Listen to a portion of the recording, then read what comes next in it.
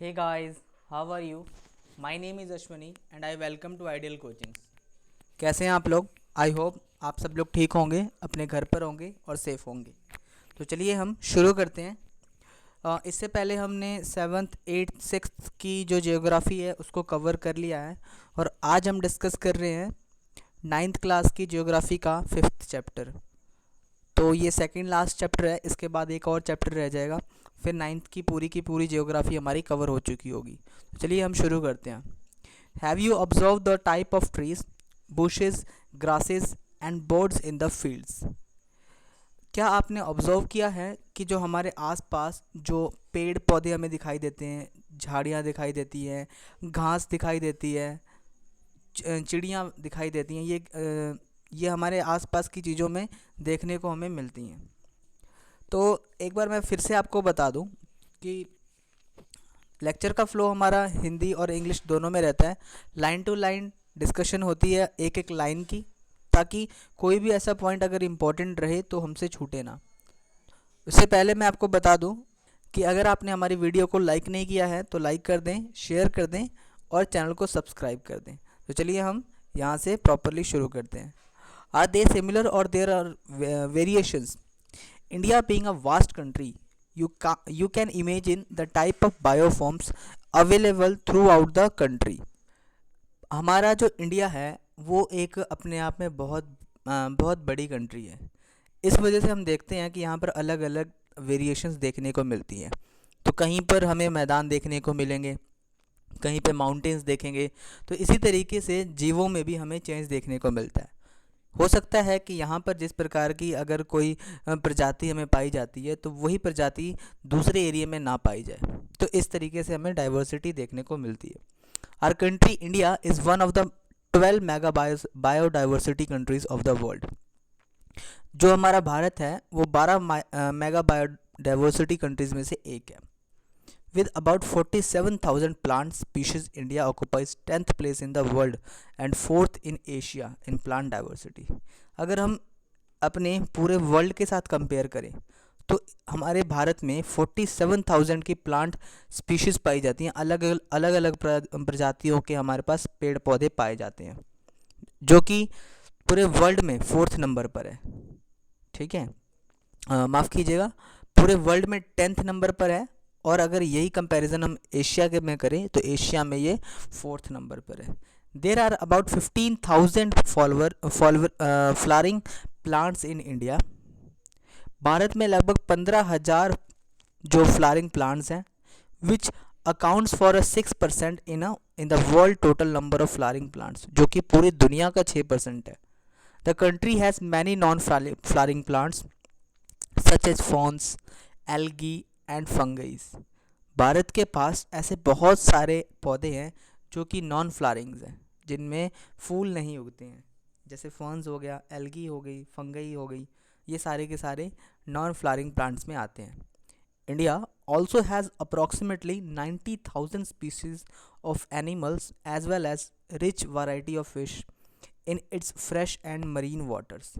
ये तो रही बात फ्लावर्स की, लेकिन अगर हम जीवों की भी बात करें तो मरीन वाटर के अंदर हमें 90,000 से ज़्यादा अलग अलग प्रकार की प्रजातियों की हमें एनिमल्स देखने को मिलते हैं। Natural vegetation refers to the plant community which has grown naturally without human aid and has been left under undisturbed by humans for a long time. Natural vegetation की बात करें तो ये एक इस तरीके की प्लांट कम्युनिटी है जो कि विदाउट ह्यूमन इंटरफेरेंस के अपने आप उग जाती हैं। This is termed as virgin vegetation. इसको हम क्या बोलते हैं? वर्जन वेजिटेशन के नाम से भी जानते हैं। दस cultivated crops and fruits orchards from part of vegetation but not a natural vegetation. अगर हम बात करें कि जो हम फूल पौधे या कोई ऐसी फसलें उगाते हैं, फल वगैरह, तो ये वेजिटेशन का पार्ट है, लेकिन नेचुरल वेजिटेशन का पार्ट नहीं है। ठीक है, the flora is used to denote plants of particular region और period. Similarly the species of animals are referred to as fauna. This huge diversity of flora and fauna kingdom is due to the following factors.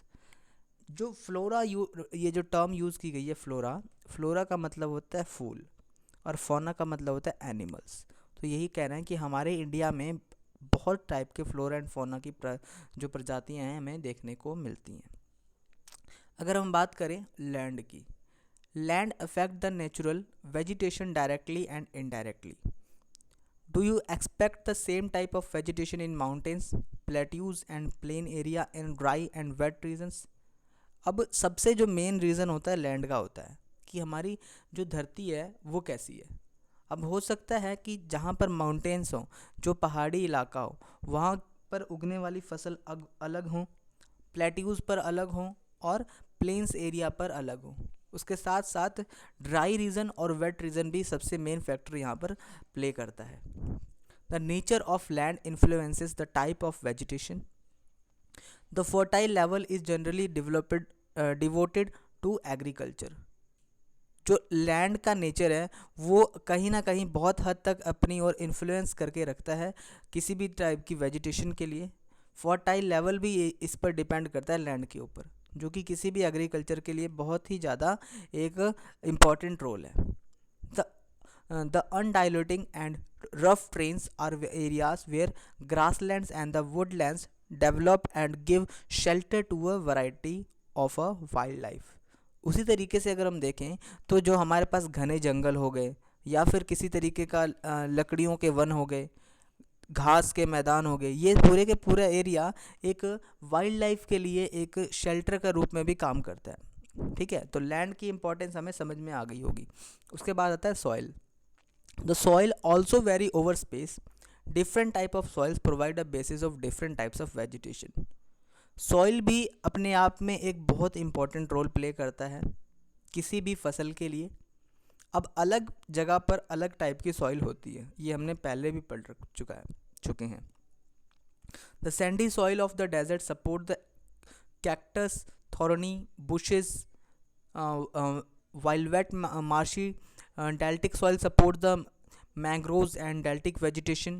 तो ये क्या कह रहा है कि जिस तरीके से अगर हम सैंडी सॉइल्स की बात करें तो वो कैक्टस जैसे पौधों के लिए सबसे ज़्यादा इंपॉर्टेंट होता है। वहीं अगर हम डेल्टिक सॉइल्स की बात करें तो ये मैंग्रोव्स वन जो डेल्टिक वेजिटेशंस होते हैं इनके लिए बहुत ज़्यादा इंपॉर्टेंट होते हैं। वहीं अगर दूसरी ओर क्लाइमेट की बात करें तो टेम्परेचर सबसे मेन इशू यहाँ पर देखने को मिलता है।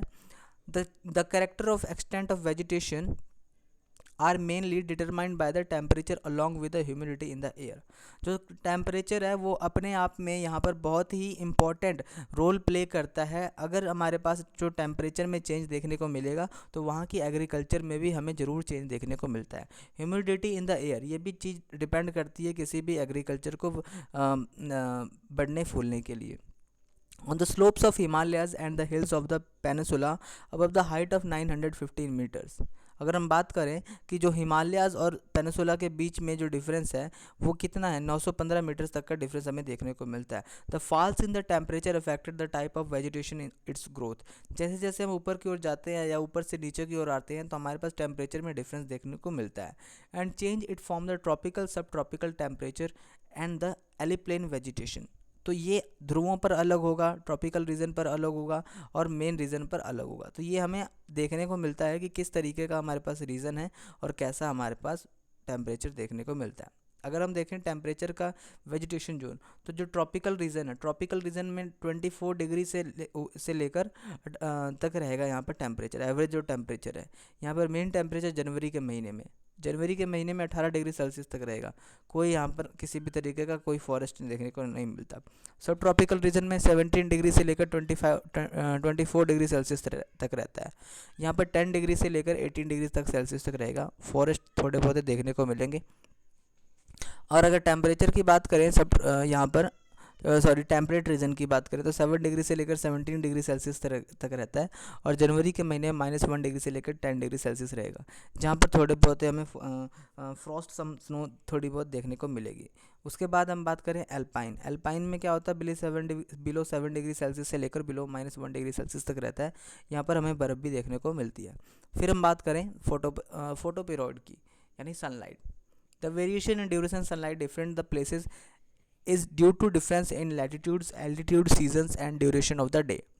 जैसे जैसे दिन दिन महीने या साल बदलते हैं, सीज़न बदलते हैं, वैसे वैसे जो सन की लाइट है उसकी भी पड़ने की जो क्षमता है वो अलग अलग होती रहती है अलग अलग रीजन के अंदर। Due to longer duration of sunlight, जैसे जैसे ज़्यादा जहाँ ज़्यादा लाइट पड़ेगी वहाँ पर जो ट्रीज़ हैं वो जल्दी बढ़ेंगे, ये सीधी सी बात है। फिर आता है precipitation. In India almost the entire rainfall is brought in by the advancing south west monsoon. जब हमारे पास पूरे इंडिया में साउथ वेस्ट मानसून आता है जून से सितंबर तक के टाइम पर, retreating north west monsoon area of the heavy rainfall, तो वहाँ पर हमें बहुत ज़्यादा हैवी रेनफॉल देखने को मिलता है। Have you ever thought as the way why forest are important? आपने कभी सोचा है कि इंसानों के लिए जो फॉरेस्ट है वो क्यों इम्पोर्टेंट रहेंगे? Forest are renewable resources. जो फॉरेस्ट है वो रीनेबल रिसोर्सेज हैं और ये बहुत ही मेजर रोल प्ले करते हैं किसी भी एनवायरनमेंट की क्वालिटी को लेकर। अगर हम बात करें, they modify local climate, control soil erosion, regulate stream flow, support a variety of industry, provide livelihood for many communities and offer panoramic और सेंसिक व्यू ऑफ रिक्रिएशन। जो हमारे पास फॉरेस्ट होते हैं ये अपने आप में ही काफ़ी ज़्यादा इम्पॉर्टेंट होते हैं। अगर हम किसी भी तरीके की लोकल क्लाइमेट की मॉडिफाई करना चाहते हैं, कंट्रोल ऑफ सॉइल इरोजन, अगर जो हमारे पास मिट्टी के कटाव को भी रोकना चाहते हैं, हवाओं को, तेज़ हवाओं को रोकना चाहते हैं, बारिश लाना चाहते हैं, तो ये सारे के सारे चीज़ों में जो हमारे पास वाइल्ड लाइफ है, फॉरेस्ट है, वो बहुत ही ज़्यादा इंपॉर्टेंट रोल प्ले करती हैं। तो ये कहीं ना कहीं हम कहें तो बहुत ही ज़्यादा इम्पॉर्टेंट रहते हैं हमारी जीवन शैली के लिए। Humus to soil and shelter to the wildlife. India's natural vegetation has undergone many changes due to several factors such as the growing demand for cultivated land, development of industries and mining, urbanization and overgrazing pastures। तो हम अगर देखें तो जो मिट्टी है वो हमारे लिए बहुत ही इम्पोर्टेंट और वाइल्ड लाइफ के लिए एक शेल्टर का काम करती है। जो इंडिया की नेचुरल वेजिटेशन है वो कई फैक्टर्स पर डिपेंड करती है, जैसे कि हमारे यहाँ पर कैसे लैंड कल्टीवेटेड कितना है, हमारे यहाँ पर डेवलपमेंट इंडस्ट्रीज़ का कितना है, इन सब चीज़ों पर डिपेंड करती है। The vegetation cover of India in a large part is no more natural in the real sense. अगर हम बात करें कि वेजिटेशन का बहुत सारा जो बड़ा एरिया है इंडिया का, उसमें जो रियल में हमारे पास नेचुरल वेजिटेशन हमारे पे हमें नहीं देखने को मिलती है। Except in some insensible regions like the Himalayas, the hilly region of central India, and the Marusthali, the vegetation in the most of the areas has been modified at the some places or replaced or degraded of human occupancy। तो कुछ area को अगर हम छोड़ दें, जैसे हिमालय या फिर डेजर्ट वाला जो मरुस्थली वाला एरिया हम छोड़ दें, तो उसके अलावा हर जगह ह्यूमन का हमें ऑक्यूपेशन हमें यहाँ पे देखने को मिलेगा, हर जगह इंटरफेरेंस हमें यहाँ पर इंसानों की देखने को मिलती है। ठीक है, तो ये तो हमारे पास कुछ इंपॉर्टेंट चीज़ें थी। अब बात आती है type of vegetation. Type of vegetation की बात करें तो ये कुछ हमारे पास ये टाइप्स हैं, जैसे 5 टाइप्स होती हैं। Tropical of evergreen forest, tropical of deciduous forest, tropical thorn forest and scrubs, montane forest and mangrove forest। सबसे पहले बात करें हम tropical evergreen forest. These forest are restricted to heavy rainfall areas, जहाँ पर बहुत सारी ज़्यादा बारिश हमें देखने को मिलती है, जैसे वेस्टर्न घाट हो गया, लक्षद्वीप के जो आइलैंड्स हो गए, ठीक है, अंडमान निकोबार का ऊपर जो अपर पार्ट हो, अंडमान निकोबार है, असम का अपर पार्ट है, तमिलनाडु वाला जो कोस्ट लाइन वाला एरिया है, यहाँ पर हमें क्या देखने को मिलता है, बहुत ज़्यादा घने जंगल हमें देखने को मिलेंगे। They are the best in areas having more than 20 centimetre rainfall with a short dry season. तो यहाँ पर क्या देखने को मिलता है, मिनिमम 200 सेंटीमीटर तक की बारिश हमें हर साल देखने को मिलती है गर्मियों के दिनों में भी। The trees reach great height to 60 metres even above, 60 metre से भी ऊंची हाइट तक हमें देखने को यहाँ पर पेड़ मिल जाते हैं। Since the region are warm and wet throughout the year, यहाँ पर सीज़न हमेशा गर्म और थोड़ा सा नमी भरा रहता है पूरे साल। And it's as luxuriant vegetation of all kinds, trees, shrubs and the creeps giving the multi-yard structures there is no definite time to trees to shed their leaves as such. यहाँ पर हर साल मतलब कि पूरा का सारा साल यहाँ पर पेड़ हरे रहते हैं। यहाँ पर अगर हम देखें तो ये देखिए, ये यहाँ पर कुछ इस तरीके से होता है, ठीक है। तो 1 से 1.5 मीटर तक के हमें इस तरीके से हरे हरे जंगल देखने को मिलेंगे। जो ये 1.5 से लेकर 5 मीटर तक के जो एरिया होता है इसको बोलते हैं श्रब लेयर। उसके बाद यंग ट्रीज़ आ जाते हैं, ठीक है। फिर ऊपर हमारे पास 40 मीटर तक के एरिया पर कॉनीज़, और फिर मैक्सिमम हमारे 60 मीटर तक की जो हाइट होती है इसके ऊपर तक के हम देखते हैं। तो काफ़ी लंबे हमें ऊँचे पेड़ देखने को मिलते हैं और सारा साल यहाँ पर हरे भरे रहते हैं, ठीक है। तो ये कुछ हमारे पास इस तरीके से रहता है। तो जितना भी हमारा ये हरा वाला एरिया दिखाई दे रहा है ये हमारे पास ट्रॉपिकल एवरग्रीन फॉरेस्ट रहता है, ठीक है। तो हमने ये देखा वेस्टर्न घाट, केरल, तमिलनाडु का कुछ पार्ट, उसके बाद यहाँ पर अंडमान निकोबार, असम का कुछ नॉर्दर्न पार्ट, वेस्ट बंगाल का कुछ नॉर्दर्न पार्ट। तो ये सारे के सारे हमारे पास वही रीज़न है जिसमें हमें देखने को मिलता है एवरग्रीन ट्रॉपिकल जो देखते हैं हम लोग यहाँ पर। Some of the commercial important trees of the forest are ebony, mahogany, mahogany, rosewood, rubber and cinchona। तो इस तरीके के हमें कुछ फॉरेस्ट जो कि कमर्शियली हम इनका यूज़ करते हैं। The common animals found this the forest are the elephant, monkeys, lemur and deers. तो ये हमारे पास कॉमन एनिमल देखने को मिलते हैं। One horned rhinoceros are found in the jungles in Assam and West Bengals. तो हमारे यहाँ पर एक सिंग वाला जो गैंडा है वो देखने को मिलता है असम के अंदर, वेस्ट बंगाल के अंदर। Beside these animals plenty of birds, bats, sloth, scorpions and snails are also found this jungles. तो ये सारे जानवर हमें देखने को मिलते हैं जंगलों के अंदर। उसके बाद बात करते हैं ट्रॉपिकल डेसिडियस फॉरेस्ट। ये वो फॉरेस्ट है जो कि लगभग पूरे इंडिया में फैला हुआ है। 200 सेंटीमीटर से लेकर 70 सेंटीमीटर के बीच में यहाँ पर बारिश होती है। यहाँ पर देखें तो 6 to 8 वीक यहाँ पर मतलब कि trees of these forest have shade their leaves for about 6 to 8 weeks in dry summer. तो हफ्ते में 6 से 8 हफ्ते जो होते हैं ड्राई समर के हमें यहाँ पर देखने को मिलते हैं। On the basis of availability of water this forest are further divided into the moist and dry deciduous. उसके अलावा इसको हमने 2 पार्ट में डिवाइड कर रखा है, मॉइस्ट एंड ड्राई में। The farmer is found in areas receiving rainfall between 200 to 100 centimetre and the forest exits. जहाँ पर 200 से 100 सेंटीमीटर तक के बीच में वर्षा होती है वहाँ पर कुछ इस तरीके के पार्ट हमें देखने को मिलते हैं, जैसे कि नॉर्थ ईस्टर्न स्टेट हो गया, फुट हिल्स ऑफ हिमालयाज हो गया, झारखंड, वेस्ट ओडिशा एंड छत्तीसगढ़। ये कुछ एरिया हैं और कुछ स्लोपी एरिया ऑफ वेस्टर्न घाट का जहाँ पर हमें 200 से 100 सेंटीमीटर तक की बारिश देखने को मिलती है। अगर हम बात करें कि यहाँ पर कौन कौन से इम्पोर्टेंट पेड़ पौधे देखने को मिलते हैं तो एक कुछ इस तरीके के पेड़ पौधे हमें देखने को मिलते हैं। अगर हम बात करें माइग्रेटरी बर्ड्स की, some of the wetlands of India are popular with the migratory birds. कुछ जो हमारे वेटलैंड्स हैं वो माइग्रेटरी बर्ड्स के लिए, जो कि इधर से उधर जाके माइग्रेट करते हैं, उनके लिए बहुत ज़्यादा फेमस है।